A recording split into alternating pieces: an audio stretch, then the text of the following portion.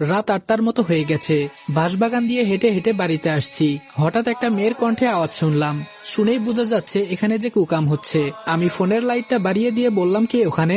ওরা তাড়াতাড়ি কাপড় পরে আমার সামনে এসে বলল, কি গো আমার জামাই, তুমি এখানে? আমি বললাম, এই নষ্টা মেয়ে, তুই আমাকে জামাই বলবি না।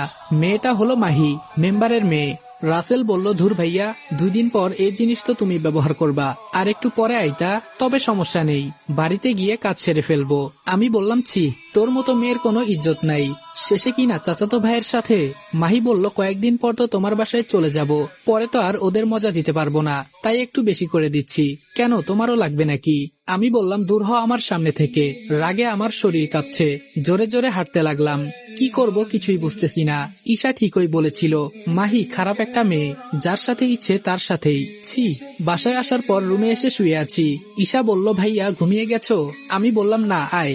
ঈশা বলল, ভাইয়া তুই মাহিকে বিয়ে করিস না, ও একটা খারাপ মেয়ে, আমার কথা বিশ্বাস কর ভাই। আমি বললাম, আমিও আজকে ওই সামনের বাঁশবাগানে ওর চাচাতো ভাইয়ের সাথে পাইছি, তুই সত্যি বলেছিলি। কি করব বল, এত টাকা তো আমি দিতে পারবো না। ঈশা বলল, ভাইয়া তুই কিছু একটা কর। আমি বললাম, কান্না করিস না, আমি দেখতেছি কি করা যায়। ঈশা বলল, ভাইয়া আমি কি কলেজে ভর্তি হব না? আমি বললাম, হবি তো, তুই চিন্তা করিস না, আর কয়েকটা দিন যাক, পরে আমি দেখতেছি। আম্মু বলল, কি রে তোরা খেতে আয়। ঈশা বলল, চল ভাইয়া, মা ডাকছে। আমি বললাম, আমি খাবো না রে, মনটা আজকে বেশি ভালো না। ঈশা বলল, চল বলছি, আমি তোরে খাইয়ে দিব। আমি বললাম, না রে বোন, খাবো না। ঈশা বলল, না গেলে মায়ের খাবি, চল বলছি। ঈশা আমাকে ধরে নিয়ে খাইয়ে দিতে লাগলো। আসলেই একটা বোন থাকা মানে ভালোবাসার কোনো শেষ নেই। আম্মু হেসে বলল, দেখো ভাই বোনের কি ভালোবাসা। ঈশা বলল, আম্মু আসো আজকে তোমাকেও খাইয়ে দেই। আম্মু বলল, না মা, তোরা খা। খাওয়া দাওয়া শেষ করে রুমে গিয়ে ঘুমিয়ে পড়লাম।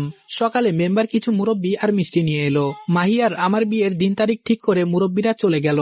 মেম্বার শুধু একা বসে আছে, আর আমি দেখতে পাচ্ছি ঈশা কান্না করছে। কি করব, আমার তো আর কেউ নেই যে আমাকে টাকা দিয়ে সাহায্য করবে, কেউ যে নেই আমার পাশে। মেম্বার বলল, রনি তোমাকে একটা কথা বলাই হলো না। আমি বললাম, জি আঙ্কেল বলেন। মেম্বার বলল, আঙ্কেল না, বাবা বলে ডাকবা। আমি বললাম, জি কি বলবেন বলেন।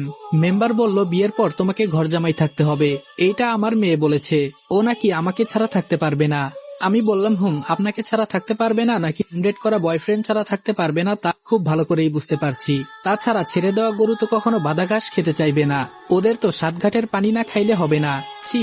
এখন মনটা চাইতেছে বাবার মতো আমি সত্যি সত্যি গলায় দড়ি দিয়ে আত্মহত্যা করি। একে তো আমি যদি ঘর জামাই থাকি তো ও সারাদিন ওর চাচাতো ভাইয়ের সাথে, এজন্য মনে হয় না, না আর কিছুই চিন্তা করতে পারছি না। মেম্বার বলল, কি চিন্তা করো জামাই? আমি মনে মনে বললাম, তোর মেয়েকে বিয়ে করলে তো জামাই বলবি। মেম্বার এবার একটু জোরেই ডাক দিল। আমি বললাম, জি কিছু বললেন? মেম্বার বলল, তাহলে তুমি ঘর জামাই থাকতে রাজি তো? আমি বললাম, না আমি পারবো না, আমার আম্মু আর ছোট বোনের কি হবে আমি চলে গেলে। মেম্বার বলল, যদি কিছু না মনে করো আরেকটা কথা বলবো। আমি বললাম, জি বলেন। মেম্বার বলল, তোমার মা আর তোমার বোনকে যদি চাও তাহলে আমি বিয়ে করতে রাজি আছি, দুজনকেই একসাথে বিয়ে করব, তাহলে সবাই একসাথে থাকা হবে। আমি সাথে সাথে মেম্বারকে বিশ্রী ভাষায় গালি দিয়ে বললাম, তোর সাহস তো কম না আমার মা আর বোনকে নিয়ে উল্টাপাল্টা কথা বলিস।